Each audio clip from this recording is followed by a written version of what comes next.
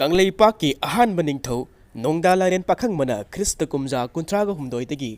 ꯆꯥꯝꯃꯒ ꯌꯥꯡꯈꯩ ꯃꯔꯤ ꯐꯥꯎꯕ ꯆꯍꯤ ꯆꯥꯝꯃꯒ ꯀꯨꯟ ꯄꯥꯜꯂꯝꯕꯗ ꯈꯨꯟꯅꯥꯏ ꯑꯗꯨ ꯈ꯭ꯋꯥꯏꯗꯒꯤ ꯏꯪꯅ ꯆꯤꯛꯅ ꯆꯦꯛꯃꯣꯛ ꯂꯥꯎꯗꯅ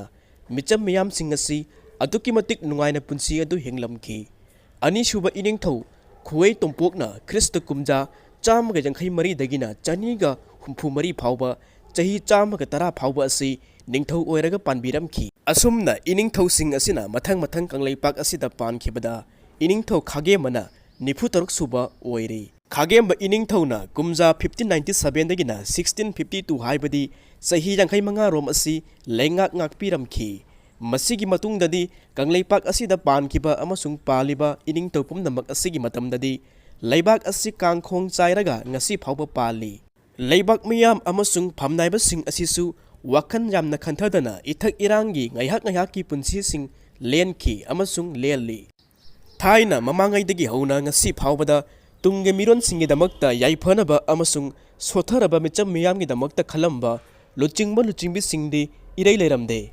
ꯑꯗꯨꯒ ꯉꯁꯤ ꯑꯩꯈꯣꯏꯅ ꯀꯨꯝꯖꯥ 2023ꯒꯤ ꯃꯦꯒꯤ ꯇꯥꯡ 3ꯗꯒꯤ ꯍꯧꯔꯛꯈꯤꯕ ꯇꯝꯊꯤꯔꯕ ꯊꯧꯗꯣꯛ ꯑꯁꯤ ꯋꯥꯈꯜ ꯅꯦꯅꯥ ꯇꯥꯅ ꯈꯟꯕ ꯉꯝꯕ ꯐꯝꯅꯥꯏꯕꯁꯤꯡꯅ ꯂꯩꯉꯥꯛ ꯑꯁꯤ ꯉꯥꯛꯂꯝꯕ ꯇꯥꯔꯒꯗꯤ ꯀꯔꯤ ꯑꯣꯏꯔꯝꯒꯅꯤ? ꯍꯧꯈꯤꯕ ꯊꯥ ꯈꯔꯒꯤ ꯃꯃꯥꯡꯗ ꯃꯆꯤꯟꯃꯛꯅ ꯉꯥꯡꯈꯤꯕ ꯁꯛꯈꯤꯕ ꯃꯌꯥꯝ ꯑꯗꯨ ꯉꯁꯤꯗꯤ ꯀꯥꯎꯈ꯭ꯔꯦ꯫ ꯑꯗꯨꯅ ꯇꯥꯛꯄꯗꯤ ꯋꯥꯈꯜ ꯌꯥꯎꯗꯕ ꯈꯟꯗꯕ ꯊꯃꯣꯏꯗꯒꯤ ꯋꯥꯈꯜ ꯈꯟꯗꯕ ꯄꯉꯥꯡꯉꯥꯡꯕ ꯃꯤꯑꯣꯏꯁꯤꯡꯅꯤ ꯍꯥꯏꯕꯗꯨ ꯎꯠꯂꯤꯕ꯭ꯔꯥ? ꯑꯁꯨꯝꯅ ꯏꯟꯗꯤꯌꯥꯒꯤ ꯄ꯭ꯔꯥꯏꯝ ꯃꯤꯅꯤꯁꯇꯔ ꯑꯁꯤꯁꯨ ꯃꯤꯌꯥꯝꯗ ꯃꯤꯅꯝ ꯉꯥꯡꯕꯒꯤ ꯍꯥꯂꯦꯡꯗꯕ ꯑꯆꯨꯝꯕ ꯋꯥꯐꯝ ꯑꯃꯠꯇ ꯉꯥꯡꯗꯕ ꯑꯗꯨꯒ ꯚꯤꯖꯟꯗꯤ ꯋꯥꯡꯅ ꯊꯝꯕ ꯃꯤꯑꯣꯏꯁꯤꯡꯅꯤ ꯍꯥꯏꯅꯕꯗ ꯍꯥꯏꯃꯟꯕ ꯊꯣꯛꯂꯔꯣꯏ꯫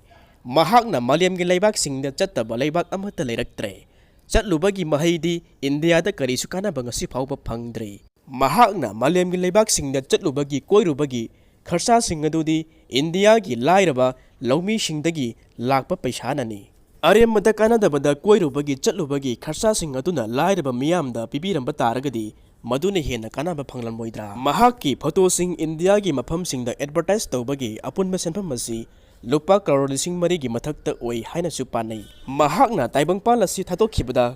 ꯀꯞꯍꯧꯒꯗꯕ ꯃꯤꯑꯣꯏꯁꯤꯡ ꯑꯗꯨꯗꯤ ꯏꯅꯥꯛ ꯈꯨꯟꯕ ꯏꯟꯗꯁꯇ꯭ꯔꯤꯌꯦꯂꯤꯁ ꯈꯛꯇꯅꯤ꯫ ꯂꯥꯏꯔꯕ ꯀꯅꯥꯁꯨ ꯅꯨꯡꯉꯥꯏꯇꯕꯗꯤ ꯄꯣꯛꯂꯣꯏ ꯇꯧꯔꯣꯏ꯫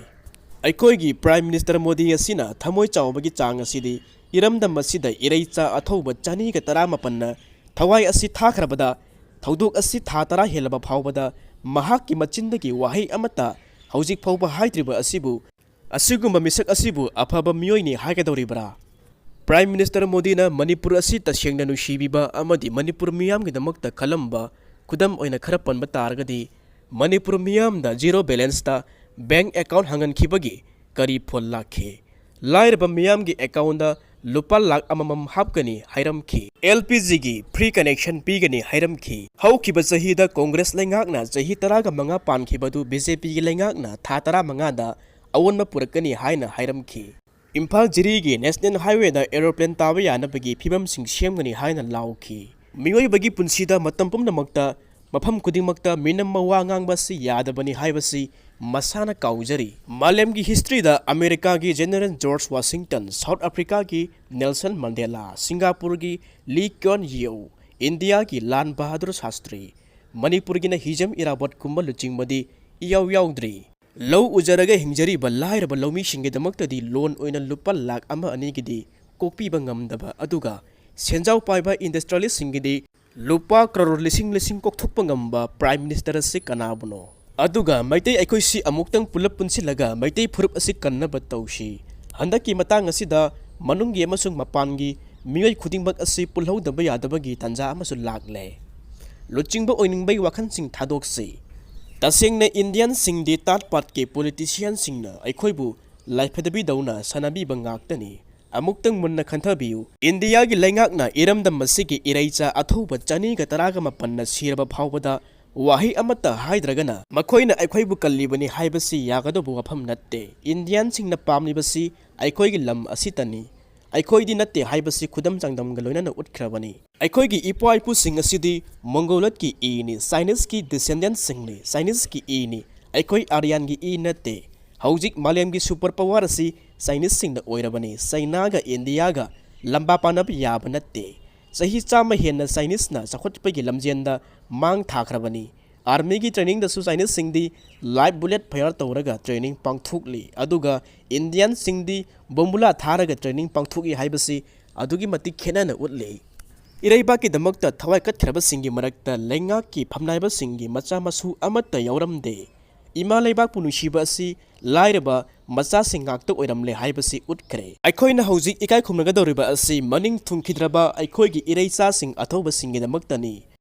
अदुगा नकन अमदना अमुक मणिपुर म्यांमार की बॉर्डर दा किलोमीटर 13 की फ्री मूवमेंट अदु थिंगबा कैसु ngamloi लुचिंगबा फमनाइबा सिंग असिना मिना मंगांगबा ओइना तारिबरा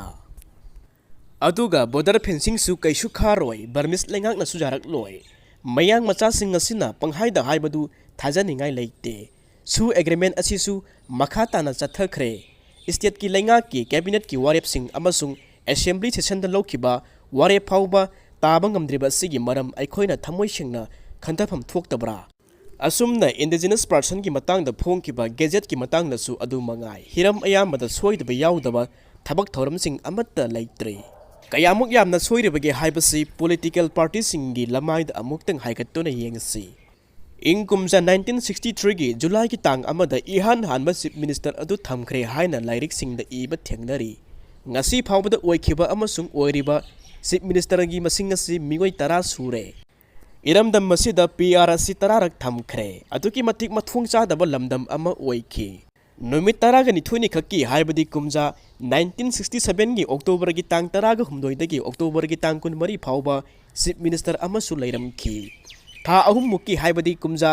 2001 की फेब्रुवारी की तांग 10 ग मंगादगी जून की तांग अमा फावबा लेंगाक अमसु पालमखि हौजिक फावदा पानखिबा पॉलिटिकल पार्टी सिंग अदुदी निपान सूरे मखोई सिंग अदुदी India National Congress Manipur peoples party Manipur hills union Janata party MSCP Samata party Manipur united front अमदी हौजिक लेंगाक पाइरिबा BJP असिनी अदुगा लाइरबा सिंगना मखोईगी मचा सिंग अदु लानफमदा लान सोकना हल्ली अदुगा लाइरबा सिंग असिना लान थवाई थाखरबा मचा मसु सिंगिदमक्ता मोंगफम सिंग थीबा चटली असुमना लानगी मतंगददी मसक खंगदबा इरेचा सिंग असिना नोंमै कापना हल्लगा हातोकना हल्ली मसिगी खुदोंचाबा सिंग असि तमथीखरबा पॉलिटिशियन सिंग असिना मखोईगी माइपाकपनी हाइना खंजरी मखोईगी मचा मसु सिंग असिना करिगिदमक्ता लान असिबु याउद्रिबनो अमदी लान असिदा थवाई थाद्रिबनो हाइबसि प्रजा मियामगी वहंगनी तसेंगना ब्रिटिश की खुनागी जाति असिदी सुबा नोंबा कनबा मतम मंगहनबा कांगरूप सिंगनी ब्रिटिश की निंगथौ फमनाइबा मिचम मयामसु नुपी अनि थीबसि चटनादे अमसुंग लोनबसु यादे मणिपुर की पुंसी असिदी दिल्ली दा हिंगलिबा मयांग मचा सिंगबु मणिपुर की मिचम मयामना नेशनल पॉलिटिकल पार्टी की मिहुत सिंगबु सेल लौरगा वोट काहनबदगी मयांग मचा सिंगी ओइखरे इंग कुमजा 1949 दगी हौरकफमसु मसक खंगद्रबा जेक सलाई लैतबा खरना सलाक सरामबादु हौजिक फावबा असि महाव काउद्री मणिपुर की मियामना वखल अमुक्तंग खंथबियु मियामना पैसा लौरगा खनखिबा मियुतसिंग अदुसु नेशनल पार्टी की रोबोट की फमनाइबा ngakta ओइखरबनी प्रजा मियामगिना फमनाइबा मकोक अदुगा दिल्लीगिना फमनाइबा ममै हाइबदु ओइरी हौजी इंडियन सिंगना यामना हंथबा थाकता अखोय असि उखरबनी ngaiहak लेतना इकाइबा खंगदना दिल्लीदा चटलगा लंबी सुरोकता लाव खोंगलुबा मेमोरेंडमना सिंगबा सिंग पिसिनखिबा सिंग अदुबु हौजिक फावबदा करी कानाबा मही सिंग पुरखरबगे